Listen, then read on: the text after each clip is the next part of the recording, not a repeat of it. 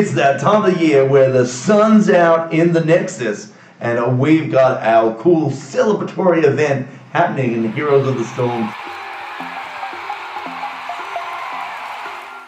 They've introduced this, probably the most wild event up to date for Heroes, called Nexomania, and it is just so fun. It's such a fun event. And it's obviously tying into the summertime release of, say, skins, portraits, things like that. But it is definitely the best theme, the best event Blizzard have done to date. So what is Nexomania? So Nexomania is obviously a play on the old WrestleMania days, WWEF, they did World Wide Web, all those sort of things. Not into them, I don't know what the current things are, but this is obviously tying into that. And they've really gone for this cool theme of the sort of like professional professional Mexican wrestling or Mexican professional wrestling circuit. And so while the theme is Nexomania, it's actually tying to that Lacho Libre style. And we just see so many cool in-game items related around this. You know, we got these cool skins coming out for Lunara and Sonya. I guess you could say they're kind of like the, let's say, the two highlight pieces of this event, because they're the quest you do to get some free gear, some free loot, revolves around them. But then there's just some legendary skins for Garrosh, like El Jefe Garrosh, probably not saying the names right, but El Jefe Garrosh, epic skins for Diablo, El Champioso Diablo. They're so cool. They're all wrestling based themes, right? They're all themed around that sort of Lacho Libre Mexican professional wrestling style. Really cool. One I want to highlight. First off, I've got to highlight Garrosh's.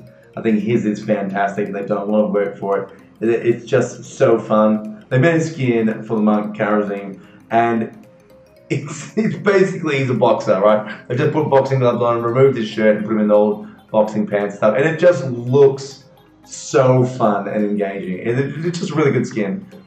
I'm surprised that, it's only a basic skin, it's only an epic skin, it's not a legendary skin. I mean, it just looks so good. And not only that, they've also got these kind of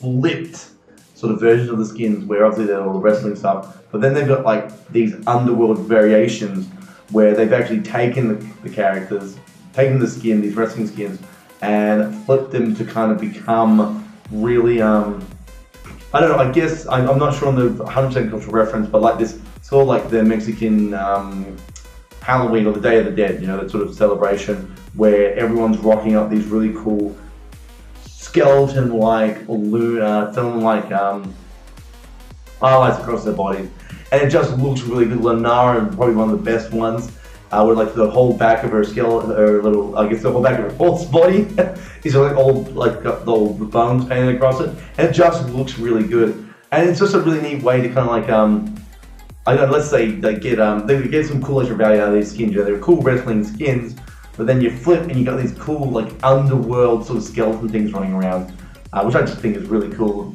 It's clever. It's a clever design. It's kind of, they get sort of bang for their buck, right? They get these really cool wrestling skins, and then they get these more cooler undead looking ones.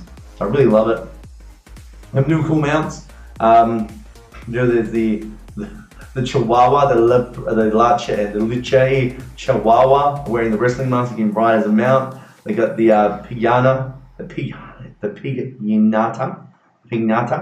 a piñata basically. That you can ride on. And then they've got one that I think is maybe more from the Sun's Out range. I'm actually not sure if it's new or not, but it says new mount. But it's like a shark in a wave. That's something you ride. That's kind of cool as well. I like the direction they've gone with for the event and the quest. Something I've always complained about with Heroes of the Storm and its quests. It's kind of got a duality here, because I also sort of applaud it as well, is that when these events come out, it's always I'll just go and play 3 games, just go play in 10 games. And while I applaud the fact that the quests are always, hey, play the game, which I think is always a great thing, any events or any games encouraging people to actually play it, and it's not just a login and receive, press button, receive bacon kind of thing. What I particularly like about this one is that they've taken it one step further, and you actually have to choose a side. I was talking before that Lunara and Sonya are having a biffo against each other. They're having a professional wrestling match. So they kind of got a little bit of storyline with the event itself. You actually have to choose one of the sides, and that actually dictates what free rewards you get. It's still a simple thingamajig, but the fact of the matter is that you have to. But the fact that you have to make a choice, and now your experience in the event is slightly different from someone else's because you're getting slightly different rewards.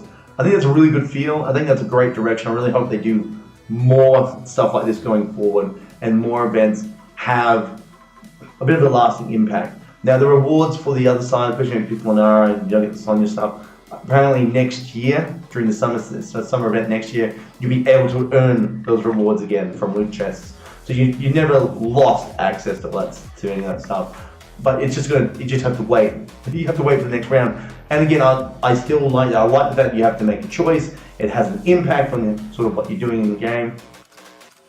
And when the event's over, you know, hey, you oh man, you did the Sonya event. Oh man, you did the Lunara part of the event. You know, that's a really cool. I think there's going to be really cool interaction there. And I think that's what I like about the event is that it's trying to be a little bit more interactive than just play games. I think it's good that events like this are encouraging you to just play the games. You know, it's not like go out of your way to do something which is monotonous or just doesn't really have any point. I guess you relate to like World of Warcraft. Like when you go to like the Oktoberfest events, I hate when they're like, hey, go to the special place off the side here and just play some mini games.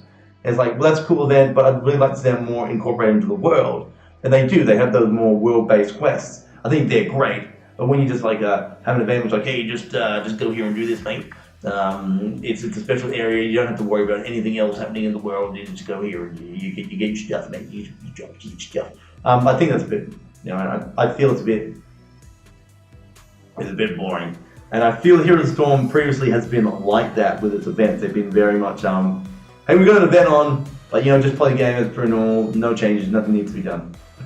You know, you're not. It never really felt like you're involved in an event because you've had to make a choice when you first start. There's slightly, I feel there's slightly more investment now, you know, because you've had to make a choice and it has a set of consequences behind it that you can't get the other pieces of gear in next year. So that's kind of where I'm going with that idea, with that thought pattern. I really like it. I hope they do more things like that. I'd love to see a quest with multiple choice routes down the track. I'd love to see something that actually has some sort of. I really hope to see more events like this where there is that sort of cause and effect. What I don't like about there's nothing particularly that I don't like about the event, to be honest. It's a fun event. I mean, it doesn't impact, again, it doesn't impact on gameplay. You know, you're not being asked to go do anything stupid during the game, like, you know, go and die 5 times in lane, or more importantly, you know, go and capture 10 mercenary camps. It's like, well, everyone's going to want to capture mercenary camps, not necessarily play the game. So I like that the quests are still on track to just play the game as per normal. You don't have to go out of your way to achieve them, but you do have to play multiple games. Which I guess is the point of most of these quests are going to be to play games.